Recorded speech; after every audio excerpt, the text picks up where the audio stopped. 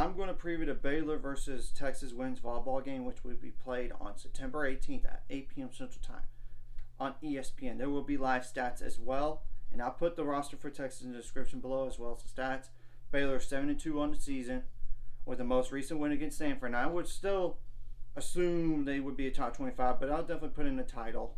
And the same thing goes for where Texas is ranked. I'm pre-recording this before the rankings come out, so that way I could just quickly upload it as soon as possible. Here in Texas is 3-3 on a year, but when you look at the schedule, it does make sense. I mean, they faced Wisconsin, and they won that match 3-1. That was number 3 in the country at the time. Then they faced number 18 Minnesota, and they did lose to Minnesota 3-2. They faced Indiana. That was not ranked. They beat them 3-0. Miami, Florida was unranked, and they lost 3-2. So that's those two losses. Houston was a bounce back win with a 3-0 win. And Stanford was a 3-0 loss. But Stanford's number 2 in the nation. What can you expect? Now, I will address the elephant in the room on one of the players. One of the former Baylor players from the last 2 years is on this Texas roster. Simply said. You'll know who it is as soon as I get to that point. So, what are some players to keep an eye on? Ella Swindle, number 1, 6'3" setter. That is a sophomore, and I know they probably use her and Avery Carlson at the same time, possibly. So, 5 kills on 16 attempts with its 1 attack in there, 96 assists, 1 service ace, 7 service errors, 21 digs, 6 blocks, 1 block in error, 1 ball handling error. Emma Halter, number 2. A 5'5" libero that is a junior. No kills on 1 attempt, 25 assists, 12 service aces, 4 service errors. So she leads the team in service aces, 6 receiving errors, 95 digs, which is the most on the team. And that's it. Okay, then is Aiden Ames, number 5. I'm just skipping down a little bit because the other player only played 12 sets all year. And that's a 6'4" middle blocker. That is a freshman. 30 kills on 61 attempts with 9 attacking errors, 5 assists, 3 service aces, 6 service errors, 13 digs, 18 blocks. None of those are solo. That's it. Then is Madison Skinner. Of course, we know her sister Avery Skinner was on Team USA, and she was at Baylor for her grad senior year. And prior to that, she was at Kentucky. And believe it or not, Madison Skinner played with Avery Skinner at Kentucky as well. A 6'2" outside hitter that is a senior, number 6. 93 kills, which is the most on the team, on 265 attempts with 42 attacking errors, 5 assists, 6 service aces, 13 service errors, which is the most on the team on the service errors. 9 receiving errors, which is the most on the team. 47 digs, 12 blocks. None of those are solo, and that's it. There's Reagan Rutherford, number 10. A 6-foot opposite. That's a senior. 54 kills on 114 attempts with 14 attacking errors. 2 assists. 10 digs. 11 blocks. 1 of those are solo. 1 block and error. Mariana Singletary, number 11, is the next player to keep an eye on. A 6'4" middle blocker that is a redshirt sophomore. So they're younger in the middle compared to Baylor at this point.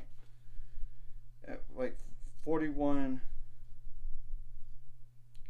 kills on 184 attempts with 17 attacking errors.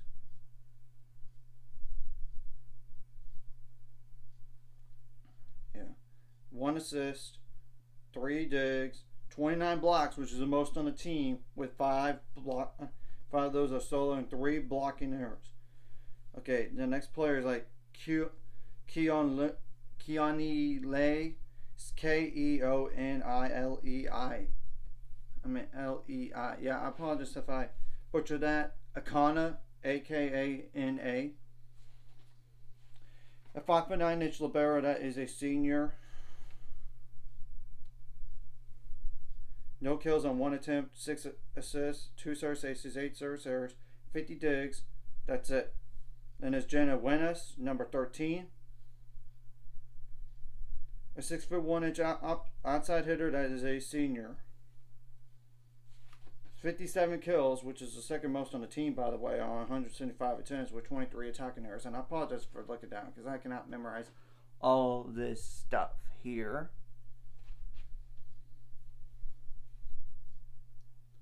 Three assists, 8 service aces, 5 service errors, 8 receiving errors, 47 digs, 6 blocks, 1 of those is solo, and 3 blocking errors. Of course, there's Avery Carlson, which we know her easily. Number 17, 5'11" Saturday's a junior. She's only played 17 sets all year, granted.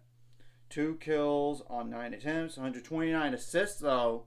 So, despite not playing as much as Ella Swindle, she has more assists than Ella Swindle. 3 service aces, 3 service errors, 34 digs, 6 blocks, none of those are solo. Okay, literally, after that, everybody else playing is like 5 sets, 9 sets or less, so no need to further discuss. Obviously, you got correct what you did wrong last match into this match.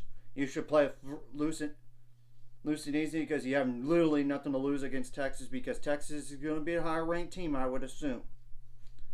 And the pressure's on Texas than on you, honestly.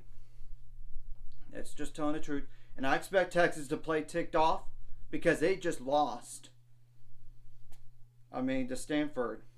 And they're going to, obviously, you need to take away their strengths or slow down.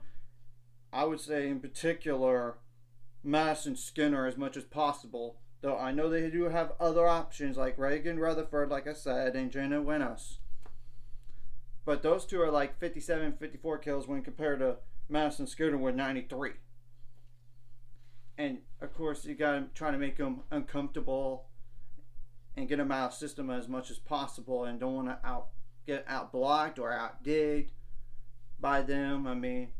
And if they do attacking errors, or they do night violations or illegal back row attack to give some free balls, so be it, as well as like overpasses. You got to take advantage of those overpasses. You got to win the longer rallies too and out hustle them, get some digs. Of course, you got to pass the ball well and you got to serve tough.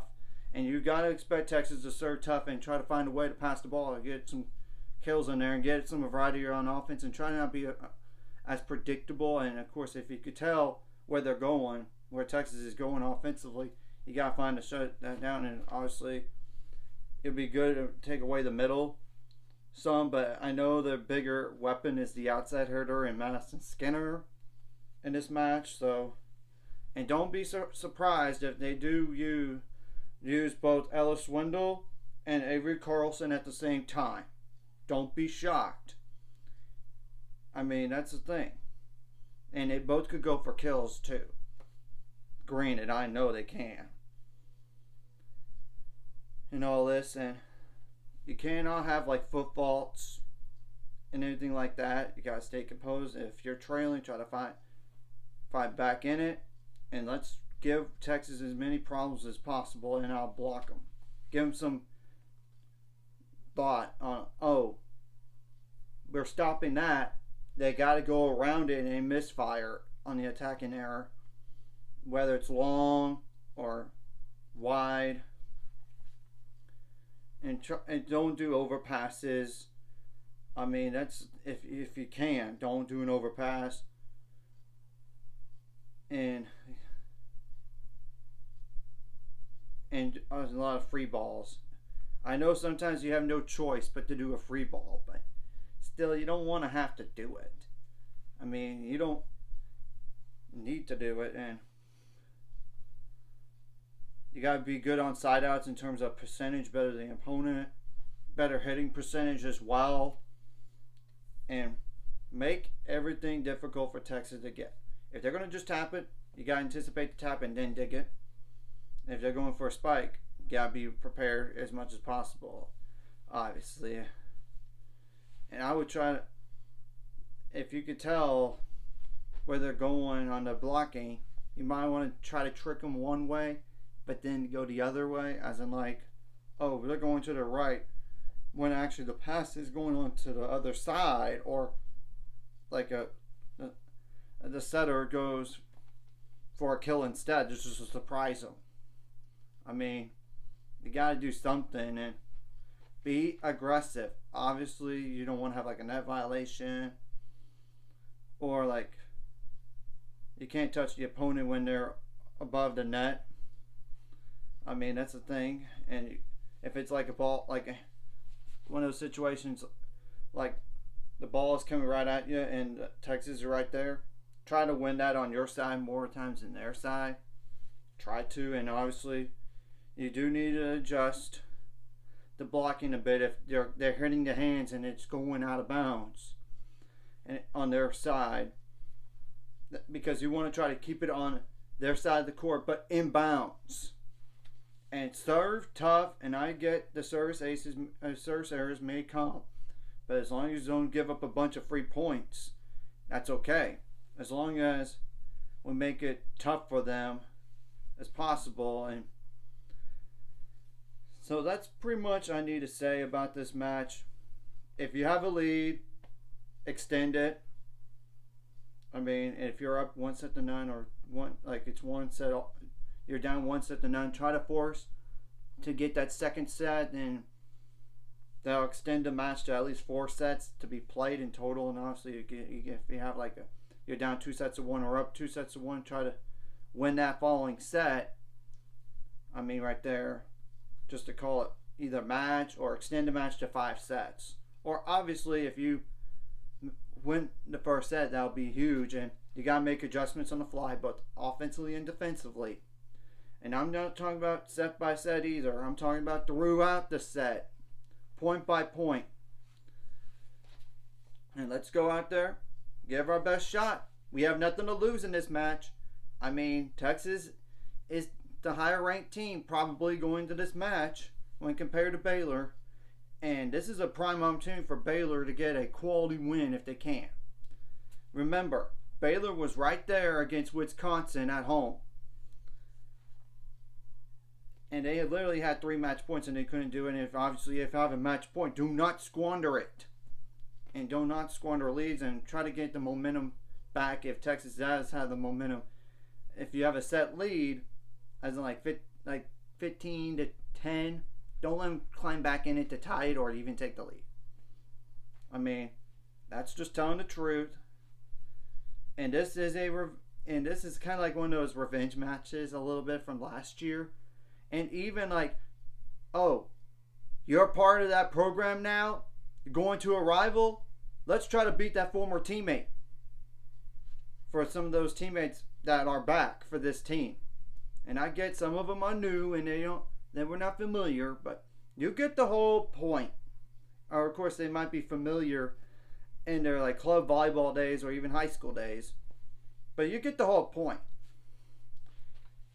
And I'm just going to call it the way it is on Avery Carlson. She just wanted to leave to get some NIL money and play for a better team. That's the truth. And more likely to win a national championship over there. But I don't know if they're going to this year. But you get the whole picture. It was more like about the NIL, in my humble opinion, than anything else. But whatever, that's in the past. You gotta have to play with the chip on your shoulder, and do not overemphasize this match, like as in like to the point of, oh, I'm so nervous going into this match. You should have no nerves whatsoever. The pressure is on the opponent and not on you. So, anyways, if you like this content, hit the like and subscribe button. See you guys later on the road to 7 subscribers. Of course, ultimate goal is 1,000 or more. So, make money off this course. Like a video. Comment video really helps YouTube algorithms so more people see it. Sharing the video does help as well so more people can watch. And if you're watching and not subscribed, hit the subscribe button, hit the notification bell as well.